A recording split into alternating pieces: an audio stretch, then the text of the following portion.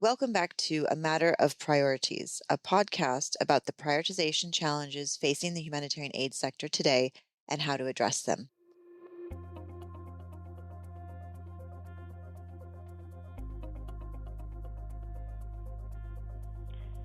Welcome back to A Matter of Priorities. In our first episode, we heard that the humanitarian sector is facing a financial cliff that is unprecedented in the 25 years for which comparable data is available. And this has led to a perceived funding gap between the money that's available and the things that people need to survive, which is making agencies and donors have to make really hard choices about where to put their money. In today's episode, we're turning our attention to the role of evidence in resource allocation decisions. Here we're going to try to answer two questions.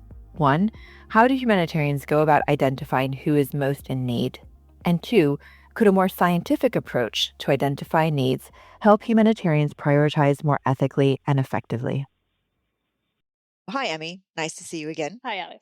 Emmy, can you talk us through how the humanitarian system has traditionally defined, analyzed, and understood needs? So typically, the first thing that humanitarian agencies do in a crisis, such as the ongoing conflict in Gaza or the landslides in India, is an analysis of what goods and services people are lacking, which is called a needs assessment. And humanitarian agencies are often specialized in different services, which we call sectors, which are things like food security, water and sanitation, protection, shelter, health, so on. And these agencies will do a needs assessment for their respective sector. And then this gets put forward, accompanied by a request for funding to deliver assistance to meet those identified needs. But there are several known issues with this. One being a lack of coordination over the methods used to count the needs, which can create confusion and concerns about double counting. And another problem is that there's a slight conflict of interest in that the agencies conducting the needs assessments are the same ones that are asking for the money to respond to those needs, which creates a lack of trust in the accuracy of the data. And so there's a new method for needs analysis that has been piloted this year called the Joint and Intersectoral Analysis Framework, otherwise known as the GF 2.0, which aims to provide more objectivity and methodological robustness. Thank you, Emmy. That's, I think, a really good potted history, and also for pronouncing the Joint and Intersectoral Analysis Framework correctly, because I've been saying GIF a lot. So now I know it's pronounced GF. So we've been speaking to two people who have been closely involved in the GF 2.0. Katie Rickard of Impact Initiatives, an independent needs assessment agency, and Leila Oliveira, who led the independent body that developed the GF 2.0. So our first question to Leila was to tell us where the GF 2.0 came from and what it's trying to achieve. So the GF initiative came from the Grand Bargain Agreement, when the key donors, UN agents, and NGOs agreed that we need a more standard, robust, impartial, and comparable needs assessment. The GF 1.0 was an effort towards that, and it did great into bringing the partners together. We know that for us to really have strategic response, we need very coherent and complement needs analysis.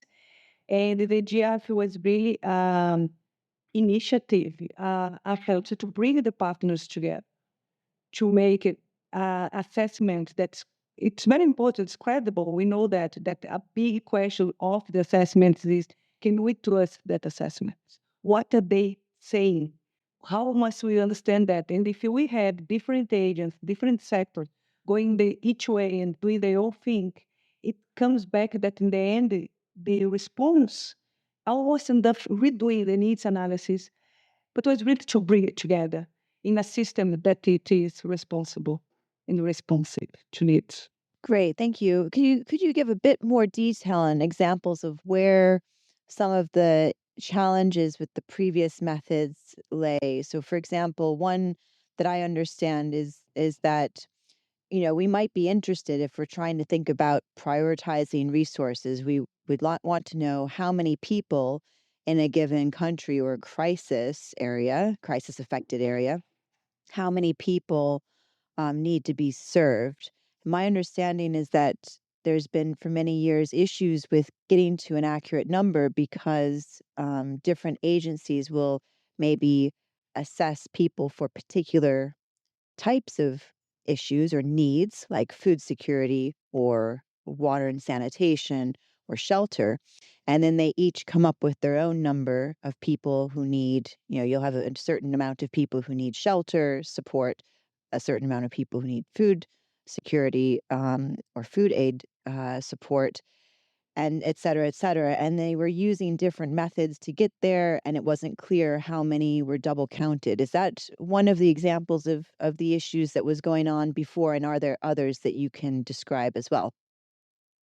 Exactly.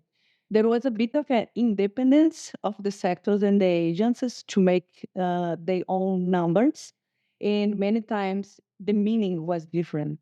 One example, I'm not saying that this is what happened, but you have an example. Even within the sectors or within the UN agents, many times there were different counters doing different things.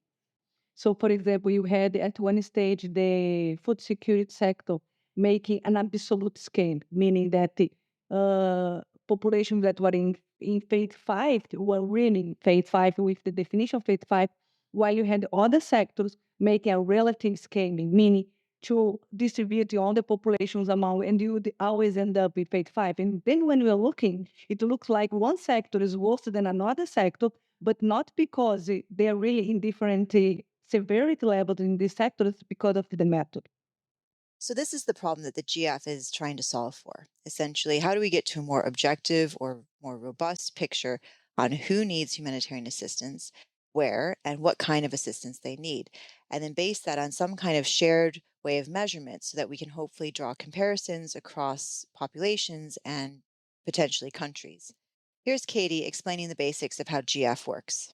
GF 2.0 starting premise is that sectoral need is the building blocks of how we respond and understand humanitarian need as a sector. So the way it works is that every single sector at the country level will design their own method of how they define sectoral need, following, of course, their own global guidelines. And they then produce a sectoral population and need figure. So the number of people in WASH, the number of people in food security, the number of people in shelter need.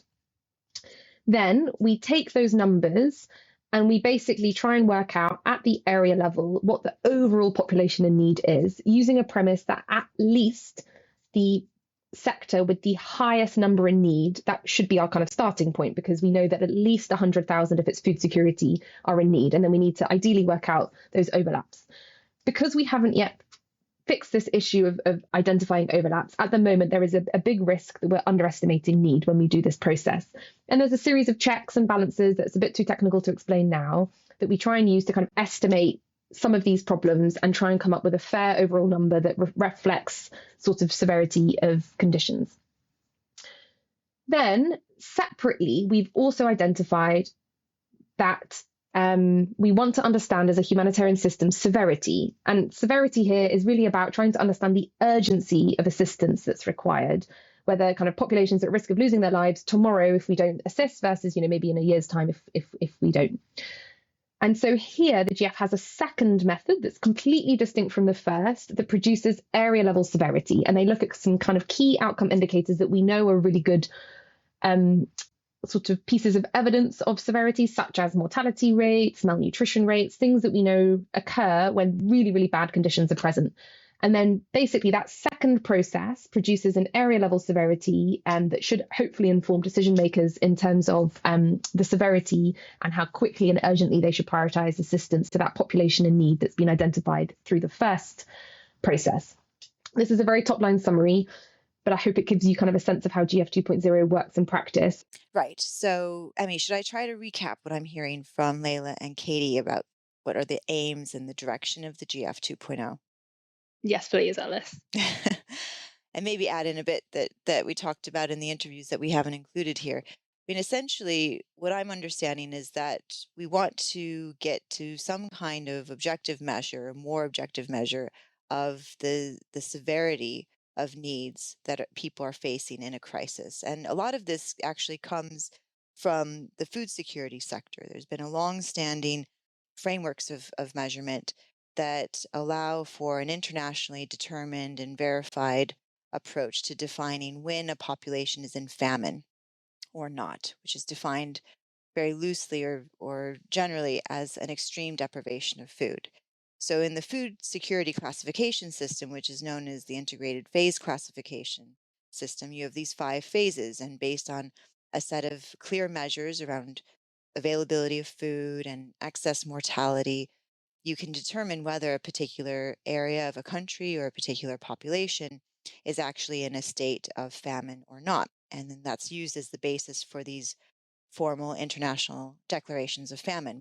And so the idea here is, these kinds of classifications are important because they help focus the attention, right? So it's horrible what's happening to this population in Sudan, but by being declared a famine, that hopefully means we're going to have higher levels of attention, more resources, more funding going to that population in order to make sure that they get out of famine as quickly as possible with as few deaths as possible.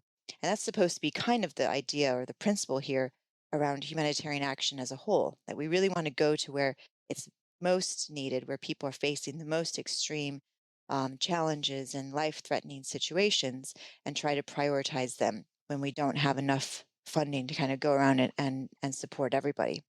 And so that's really where GF has come in to say, okay, we have this for the food security sector, but what if we had a similar kind of phase classification for water and sanitation or for shelter, right? These other areas of the humanitarian services that have not had a similar level of severity ratings or traffic light system. And so GF 2.0 is coming in and saying, okay, we want to now have a 5-phase system for assessing water and sanitation and these other areas. And then, as Katie was just saying, the big idea is, could we then compare across those different needs? So is it the case that someone who's facing a severe, acute need for water and sanitation, so let's say a phase 5, is that need comparable to the severity of being in famine? That's kind of the idea.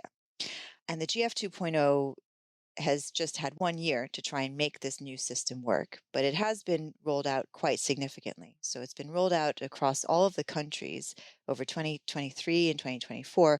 All of the countries who participated in the humanitarian program cycle used the GF 2.0. That all sounds very good in theory, Alice, but in practice, if humanitarians are going to start using these figures to provide assistance to one population over another, because they've been judged to be in a higher category of severity, then you really do need to know that your data is good and reliable and accurate. Absolutely. Absolutely. So, to give us some of the country level realities, we spoke to Helen Pittam, who's one of Katie's colleagues from REACH, who works at country level in a number of crises. And she told us more about the ways that these numbers can come under pressure. Yeah, I absolutely think there are some flaws in the way that analysis is sometimes done. And I think one of the biggest risks is more political, practical considerations going into analysis. I actually, I won't name the country here, but I have sat in meetings where a particular cluster has been asked, like, okay, you've put the whole population in phase 3 severity. They openly said to like global rep centers, oh yeah, so I can get more funding. Interesting as well, like that also didn't go into further levels of severity. It was all kind of put in the bad but not horrific category. And so there's certainly like some concerns around that. I do also think like any analysis is fallible. There will also be, with all the like best intent in the world, the data is going to be limited and sometimes it will be a bit difficult. I would say I think there is an argument for a no regrets policy in terms of if you know there's uncertainty, but there is the potential for very high risks. I think that is still worth flagging. And I do worry just seeing the way that like the worst kinds of crisis can lead to much less reliable data. The other concern is around how, regardless of the data, like how other factors also go into prioritization outside of like the analysis and the numbers, such as like geopolitical interests or how much attention something will get in the media. I've been very frustrated trying to speak to people, contacts I have who work in media, saying maybe think about doing anything on Sudan. It's currently the world's largest displacement crisis. And I'll get told people are a bit sick of war right now. This is never a perfect process. And the most important thing is try and make sure it's at least an objective and sensible one. So Helen has given us a really good illustration there of how geopolitical interests and organisational incentives can influence the needs analysis process. And that's the problem that the GF is intended to solve. And as Helen says, trying to provide a process that's as objective and sensible as possible. And on the positive side, both Leila and Katie have mentioned examples where the GF is making a difference, shedding more light on these pressures and helping analysts to protect their figures. One beautiful test was Colombia, that there was one sector that came there with like a number that was like twice the highest of the second number. And then they start, and then people said, no, but look, this is twice people from the sector, not even OHNUP, so that's what was interesting. And then they start trying to explain, and when they bring the indicator, it's obvious that the indicator that they were showing, it was cumulative of all the months. So they were taking what happened every month and summing. And when they present, someone said, but it is cumulative, you're summing, that's why it's so high. And then they said, okay, let us look back again, whatever. And then we give the time for that. So you see, so when you go back to the evidence and to the standards and give the tool of the process, the discussion is more constructive and we can neutralize more the politics. That's what I would say. And here's Katie discussing the impacts the GF rollout has had this year. So I think the GF, at least as we see it, promises a singular analytical framework that we can use to kind of measure needs to help us prioritize the most vulnerable, both within crises and across crises. And I think by having this framework in place, the hope is we'll have a more transparent and more accountable approach to prioritization in terms of where we put our resources as humanitarians. In terms of kind of whether that promise has achieved reality, I think we're still in really, really early days. So 2023, we rolled out GF 2.0 for the first time. And I think if we're honest, and I suspect most would agree, I hope with this, it wasn't really consistently applied across crises.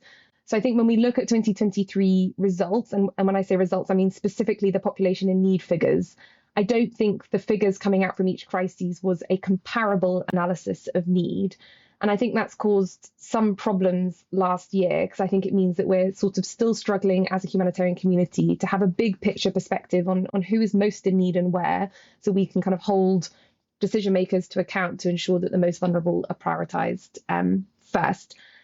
That said, so that's the kind of the bad news. The good news is that the kind of introduction of this process and the new analytical framework is a lot more clear in its methods. It's a lot more transparent in its methods. And so while we're still kind of trying to roll this out in a consistent way, I think it's invited and enabled a lot more scrutiny on these numbers. But I also saw that there's in the HRP process, the humanitarian response plan process, that's using these numbers to inform estimated people in need and how much it's going to cost to reach them or to serve them in each country. I think I saw that they were saying they still haven't been able to resolve overlapping numbers of people in need across the sectors. Is that the case, that we still don't exactly know these total numbers, or how close are we getting to getting a better picture on total numbers in each particular crisis? Yeah, so the current method at the moment can't answer those questions. Because we've decided to try and use as a starting point an estimation of sectoral need, like you've described food security need or water need. We then use that as our starting point, but that means that we can't necessarily at the moment, in the way that the analysis process is designed, understand how those needs interact.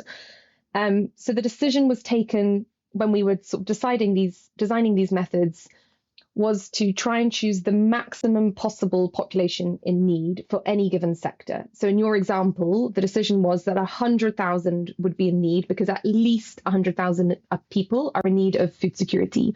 But the risk is that we're actually underestimating need because, as you've said, if those two population groups don't overlap, and actually it's 85,000 people on top of the 100,000 people that have food security needs, we could be quite seriously underestimating need in a crisis. And this is one of the flaws of the GF, and something that we're hoping to look into fixing in the years ahead.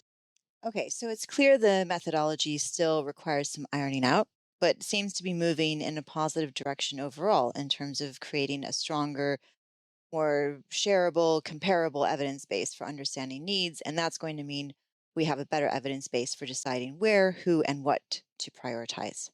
My question still remaining was, what does this really mean for decision makers and how can they use this information, particularly for donors? I put this question to Katie, and here's what she had to say.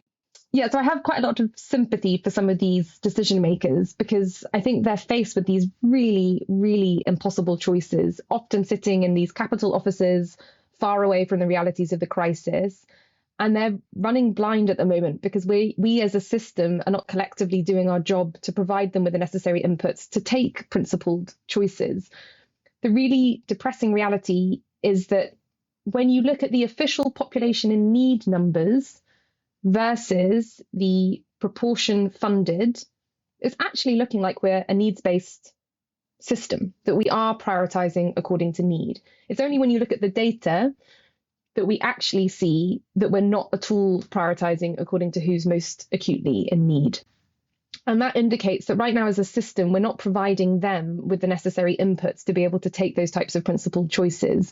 And if we really invested in tightening up our data collection processes to make them participatory and robust, tightening up the analysis process to make it actually consistently applied, rigorous, and not seen as a sort of political tool, we have a fighting chance of giving them population and needs numbers that could actually ensure that those prioritization and allocation decisions are based on need. And I think, kind of going back to your point, despite this sort of growth of more right-wing governments and potentially less appetite for international development and humanitarian aid in a lot of the kind of traditional Western donor countries, it's kind of impressive that we still see quite a large amount of money still going to humanitarian crises. And I think that shows that there is appetite, both politically and domestically, to make sure that we don't leave the kind of world's worst populations behind. And so I think it's our job as humanitarians to capitalize on that appetite and do our jobs to ensure that we know who those populations are and we don't leave them behind. So in terms of the donor perspective, that's Katie Rickard from REACH reminding donors that they still need to be investing in a system that uses this higher quality data in order to make decisions that are properly based on needs and not other factors like the ones that perhaps Helen was talking about that she's seen at country level.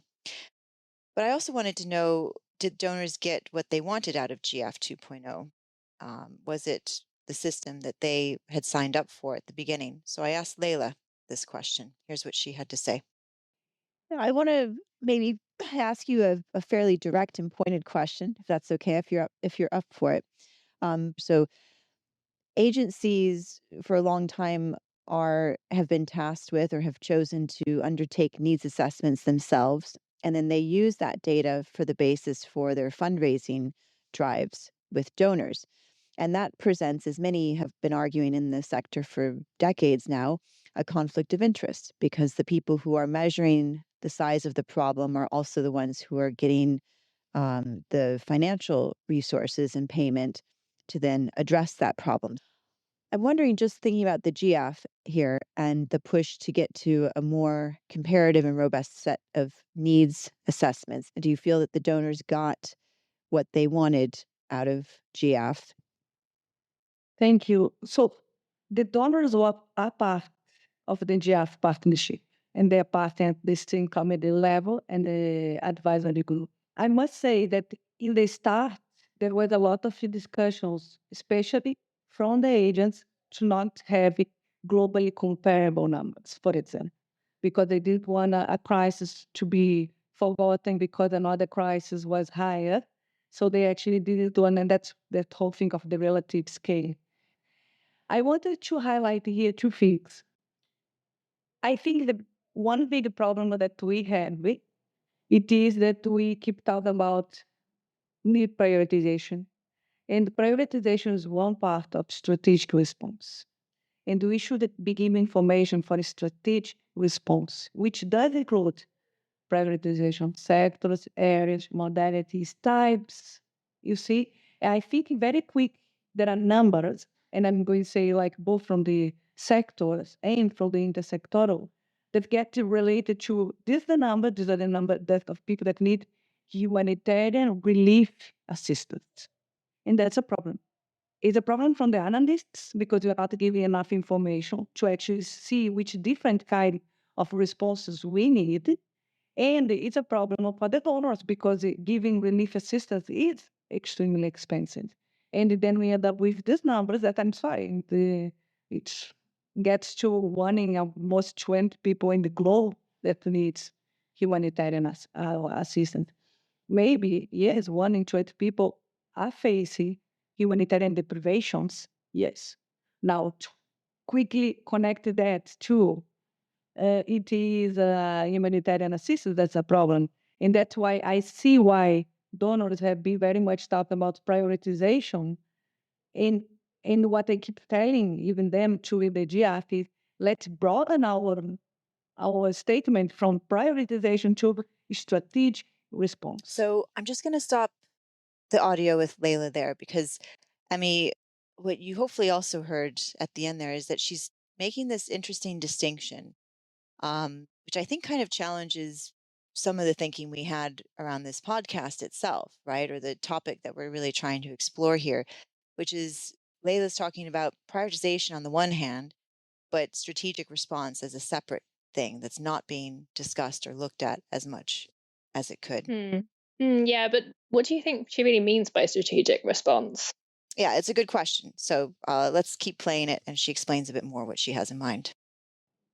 But the issue of this prioritization, this comparability, it is that we need to be clear that it's not the most severe crisis, that it is the one that needs to be prioritized. It does need the most severe crisis needs priority of life-saving efforts, definitely. No, we are not going to say that we are not going to give life-saving to a crisis that is in phase 5, and we're going to give life-saving to a crisis that's in phase 3. That's obvious. We're not going to do this. But remember, we're not working only with the most severe life-saving assistance. And that's what I'm talking about. We need to think of humanitarian assistance as a strategy. So let's make sure that we do this in a strategic way, thinking out for the future and each time more to mitigate, prevent, and address food crisis, not only to put in the band-aid or the more severe one. So that is when we acknowledge we do want a prioritization, we do want comparability, but let's not only focus on that. As if I'm understanding Leila correctly, what she's saying is that we need to not only think about which one is the most severe crisis, but we also need to start thinking about the comparative advantage of addressing crisis sooner rather than when it is at its most severe, and trying to get in there early before the worst effects happen, and thinking more strategically about what we can realistically achieve. Yeah, no, I think you're right. I think there's two things in there, right? There's one element which is around recognizing who you can best work with. From an agency perspective, it's recognizing the countries that you are going to have a better operational presence in, be able to deliver better in. And that might mean that even if there's a country that has perhaps more severe needs, that's not a country that you respond to because you're set up better to respond to in other places, right? And that also kind of works for donors too, because donors will have stronger partnerships with certain implementing agencies than others, and will therefore be able to have, a better insights, I suppose, into delivering an effective response in some countries over others. And yeah, as you say, the other point is interesting around if we actually want to reduce humanitarian needs. If you take those numbers that we have for 2024 that have been produced by the UN Office for the Coordination of Humanitarian Affairs, OCHA, the numbers I cited, 300 million people in 72 countries. There's this interesting question that's a very important ethical question as well. Is it better for us to be prioritizing the immediate short-term needs of those people, or to maybe address the needs of half of those people and then try to take preventative measures to bring down that number for 2025? That's kind of the sense that I'm getting from Leila, that we need to be a bit more strategic and also think about humanitarian assistance itself as one tool in the toolkit for people who are affected by these crises, right? And the idea that humanitarian action is just one tool in the toolkit is very similar to what others have been talking about. How do we define the boundaries of humanitarian assistance and set clearer parameters of what humanitarian aid aspires to achieve? Really interesting. And I think that's exactly where we need to go in our next episode then. A quick update. Since recording these interviews and discussions at the start of 2024, the GF is being applied now for a second time in the needs assessments that are being gathered for humanitarian response plans for 2025. And as a result of that, some of the conversations we were having at the start of the year around these thorny issues of where the boundaries for humanitarian action lie have gained more energy, but also they've become even thornier.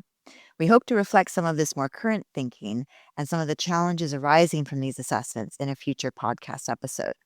For now, in the next couple of episodes, you'll be hearing from people at agencies who have had to deal with massive budget cuts over the past year and how they've navigated these challenges, starting with the ICRC and followed up by the World Food Programme. Thank you for listening.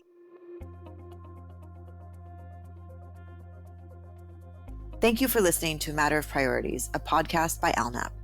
For resources and links related to what we've talked about in today's episode, please check out the description. For more information on ALNAP, please visit our website, www.alnap.org. And if you enjoyed this episode, please hit subscribe to our series wherever you get your podcasts.